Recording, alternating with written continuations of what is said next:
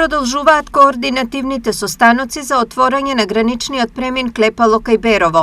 Од бугарска страна веќе се работи на сите студии за заштита на животната средина, пошто ќе се влезе во реализација на патниот правец до граничниот премин од бугарска страна, истакна денес министерот за транспорт и врски Благој Бочварски.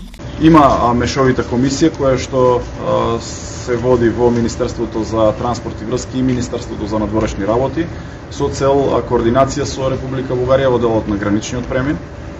Од тој аспект сакам да потенцирам дека и бугарската страна е подготвена да реализира и свој граничен премин од страната на Бугарија, со што ние сме во понапредна фаза во овој дел и ги следиме состојбите. Бочварски потенцираше дека Министерството е подготвено веднаш по започнувањето на инфраструктурата од страна на Бугарија да ги направи сите завршни реконструкции и рехабилитации на нашиот дел, за да се влезе во фаза на конечно отворање на овој граничен премин. Работиме заеднички, бидејќи тоа е проект кој што е проект на две држави, мора меѓународно да се решава.